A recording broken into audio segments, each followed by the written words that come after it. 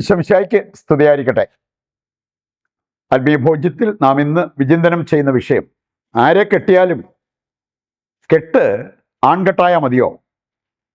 പറഞ്ഞു വരുമ്പോൾ നിങ്ങൾക്ക് മനസ്സിലാവും. കല്യാണത്തിനൊരു താലികെട്ടുണ്ട്.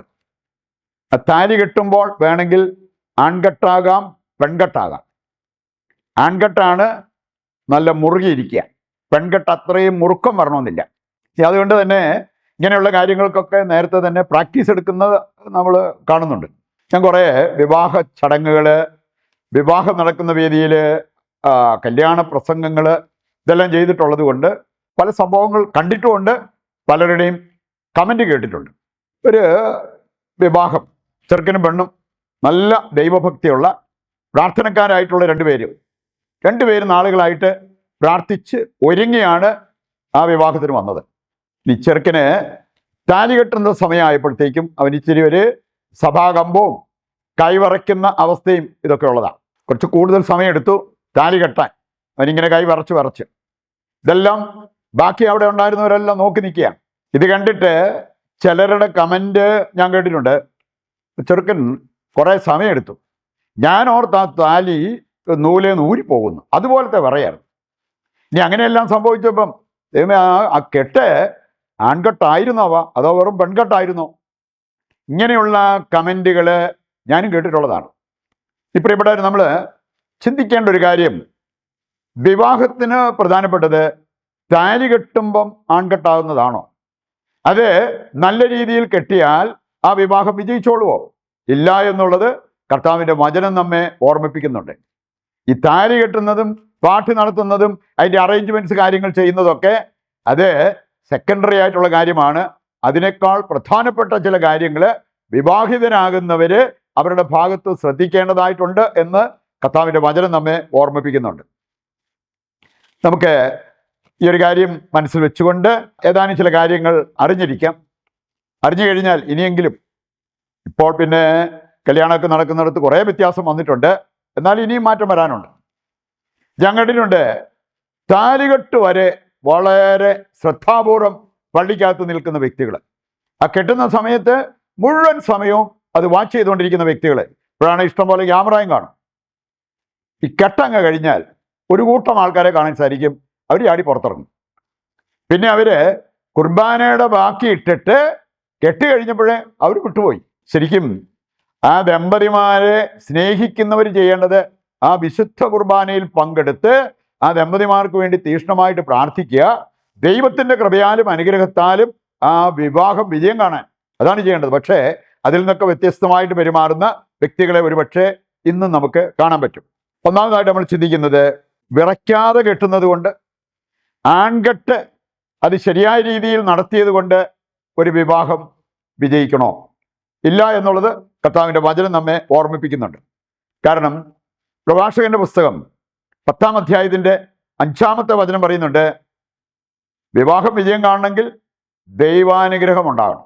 മനുഷ്യന്റെ വിജയം ദൈവത്തിൻ്റെ കരങ്ങളിലാണ്. അതുകൊണ്ട് ദൈവവിചാരവും ദൈവാനുഗ്രഹവും ഇല്ലാതെ മറ്റു കാര്യങ്ങളെല്ലാം കൃത്യമായിട്ട് നമ്മൾ ചെയ്തെന്ന് പറഞ്ഞാലും വിജയം ഉറപ്പിക്കാനായെന്ന് വരില്ല. വിവാഹ ജീവിതക്കാർക്ക് വളരെ ആവശ്യമായിട്ടുള്ള, ആൺകെട്ടോ പെൺകെട്ടോ എന്നതിനേക്കാൾ ആവശ്യമായിട്ടുള്ള 2 കാര്യങ്ങൾ പറഞ്ഞിട്ടുണ്ട്. Honesty and authenticity. അത് വിവാഹിതരാകുന്ന ഭർത്താവിനും ഭാര്യയ്ക്കും, അല്ലെങ്കിൽ വിവാഹിതരാകുന്ന ആ ഒരു ചെറുക്കനും പെണ്ണിനും ഉണ്ടാകേണ്ട 2 പ്രധാനപ്പെട്ട കാര്യങ്ങളാണ് ഓണസ്റ്റി, ഒതൻറ്റിസിറ്റി. ഓണസ്റ്റി എന്ന് പറഞ്ഞാൽ സത്യസന്ധത. ഒതൻറ്റിസിറ്റി എന്ന് പറഞ്ഞാൽ ഡ്യൂപ്ലിക്കേറ്റ് ആകരുത്, കലർപ്പില്ലാത്ത അങ്ങനത്തെ ഒരു ജീവിതം കൊണ്ട് വിവാഹത്തിലേക്ക് പ്രവേശിക്കുന്നവരാണെങ്കിൽ ആ വിവാഹം വിജയം കാണാൻ സാധ്യത കൂടുതലുണ്ട്. അതിൻ്റെ വെളിച്ചത്തിൽ നമ്മൾ മനസ്സിലാക്കിയിരിക്കണം, ശരിക്കും സൗന്ദര്യം, വിദ്യാഭ്യാസം, സമ്പത്ത് എന്നിവ, അവയുടെ പ്രാധാന്യം ഈ 2 കാര്യങ്ങൾക്ക് താഴെ നിൽക്കേണ്ടതാണ്. ഓണസ്റ്റി, ഒതൻറ്റിസിറ്റി അതൊരു വിവാഹിതരാകുന്നവർക്കാണേലും സമർപ്പണ ജീവിതം നയിക്കുന്നവർക്കാണേലും ആവശ്യമായിട്ടുള്ള 2 കാര്യങ്ങളാണ് ഓണസ്റ്റി, ഒതൻറ്റിസിറ്റി. ഈ യാഥാർത്ഥ്യം മനസ്സിലാക്കി കഴിഞ്ഞാൽ പ്രാധാന്യം കൽപ്പിക്കേണ്ടതിന് നമ്മൾ പ്രാധാന്യം കൽപ്പിക്കും. വിശുദ്ധ തോമസ് അക്വിനാസ് അദ്ദേഹം പറഞ്ഞൊരു കാര്യമുണ്ട്, സത്യസന്ധമല്ലാത്ത ഹൃദയത്തിൽ ഒരു കൂദാശയും ഒരു ഫലവും പുറപ്പെടുവിക്കില്ല. വിവാഹിതരാകുന്നവർ സത്യസന്ധതയില്ലാത്തവരാണെങ്കിൽ മറ്റെല്ലാ ഒരുക്കങ്ങളും ക്രമീകരണങ്ങളൊക്കെ നടത്തിയിട്ടുണ്ടെങ്കിലും കൂദാശയായിട്ട് മാറത്തില്ല. കൂദാശയുടെ ആ ഒരു സൽഫലങ്ങൾ, വരപ്രസാദം, അങ്ങനെയുള്ള കാര്യങ്ങൾ അവരുടെ ജീവിതത്തിലേക്ക് ഒഴുകി വരണമെന്നില്ല. നമുക്ക് കാണാൻ സാധിക്കും, ഉഡായിപ്പിൻ്റെ ഉസ്താദിനും വേണമെങ്കിൽ നല്ല സൂപ്പറായിട്ട് ആൺകെട്ടൊക്കെ കെട്ടി വിവാഹ ജീവിതത്തിലേക്ക് പ്രവേശിക്കാൻ പറ്റും. പക്ഷേ ഇല്ലാത്ത അവരുടെ ജീവിതത്തിൽ എങ്ങനെ ദൈവത്തിൻ്റെ കൃപ പ്രവർത്തിക്കും? വിവാഹ ജീവിതത്തിന് വളരെ പ്രധാനപ്പെട്ട 3 കാര്യങ്ങളാണ്: വിളി, വിവാഹ ജീവിതത്തെക്കുറിച്ചുള്ള അറിവ്, അതുപോലെ തന്നെ വിവാഹ ജീവിതത്തിനുള്ള കഴിവ്.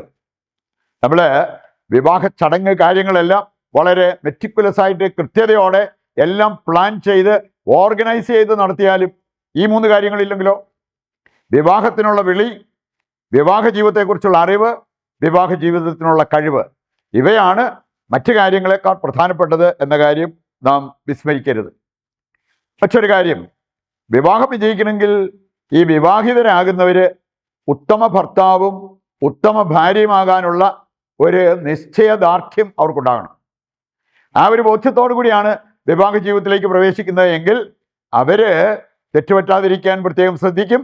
ജീവിത പങ്കാളിയെ അവരുടെ സ്നേഹം കൊണ്ട്, പ്രാർത്ഥന കൊണ്ട് പരിപൂർണരാക്കാൻ അവർ പരിശ്രമിക്കുകയും ചെയ്യും. അവസാനമായിട്ട് വളരെ പ്രധാനപ്പെട്ട ഒരു കാര്യമുണ്ട്. വിവാഹം വിജയം കാണണമെങ്കിൽ ഈ ഒരു കാര്യം നിങ്ങൾ ശ്രദ്ധിച്ചേ പറ്റും. ഇംഗ്ലീഷിൽ പറഞ്ഞിരിക്കുന്നത് ഇങ്ങനെയാണ്: ബിഫോർ യു ഗെറ്റ് മാരീഡ്, വിവാഹിതരാകുന്നതിന് മുമ്പ് നിന്റെ കണ്ണും കാതും നന്നായി തുറന്നു വെക്കുക. എന്ന് പറഞ്ഞാൽ നല്ലപോലെ ആലോചിച്ച് പ്രാർത്ഥിച്ച് ഒരുങ്ങി കാര്യങ്ങളൊക്കെ കണ്ടെത്തി ഒരു തീരുമാനമെടുത്ത് വിവാഹത്തിലേക്ക് പ്രവേശിക്കാവൂ. വൺസ് യു ഗെറ്റ് മാരീഡ്, കല്യാണം കഴിഞ്ഞാൽ പിന്നെ നിന്റെ കണ്ണും കാതും പകുതി അടച്ചു വെച്ചേക്കുക. എന്ന് പറഞ്ഞാൽ പകുതി കണ്ടില്ല കേട്ടില്ല എന്ന് വെക്കുക. അങ്ങനെയുള്ളവരുടെ വിവാഹമാണ് വിജയിക്കാൻ സാധ്യത കൂടുതലുള്ളത് എന്ന കാര്യം നമുക്ക് വിസ്മരിക്കാതിരിക്കാം. ഈ ഒരു ബോധ്യത്തിലേക്ക് നമ്മെ നയിക്കണമെന്ന് നമുക്ക് പ്രാർത്ഥിക്കാം. എല്ലാ വിവാഹിതരും ഈ യാഥാർത്ഥ്യം മനസ്സിലാക്കിക്കൊണ്ട് അവരുടെ വിവാഹം സുരക്ഷിതമാക്കാനുള്ള കൃപ നൽകണമെന്ന് പ്രതിഷ്ഠാ ജപത്തിൽ നമുക്ക് ദൈവത്തോട് പ്രാർത്ഥിക്കാം. ദൈവത്തിൻ്റെ വചനം സ്വീകരിച്ചവരാണ് നമ്മൾ. ഇവിടെ എല്ലാ ആവശ്യങ്ങളെയും ദിവികാരുണ്യനാഥൻ്റെ മുമ്പിൽ സമർപ്പിച്ച് ഒരു നിമിഷം പ്രാർത്ഥിക്കാം. നിങ്ങളുടെയോ നിങ്ങളുടെ കുടുംബത്തിൻ്റെയോ നിങ്ങൾക്കറിയാവുന്ന മറ്റു വ്യക്തികളുടെയോ പ്രാർത്ഥനാ നിയോഗങ്ങളെ കർത്താവിൻ്റെ കരങ്ങളിൽ ഏൽപ്പിക്കുക.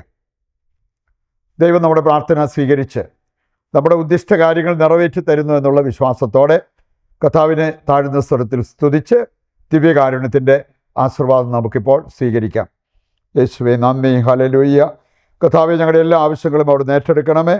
ഞങ്ങളെയും ഞങ്ങളുടെ കുടുംബത്തെയും ലോകം മുഴുവനെയും അനുഗ്രഹിക്കുവാൻ അങ്ങ് തിരുവുള്ളമാകണമേ. യേശുവേ നന്ദി, യേശുവേ സ്തുതി.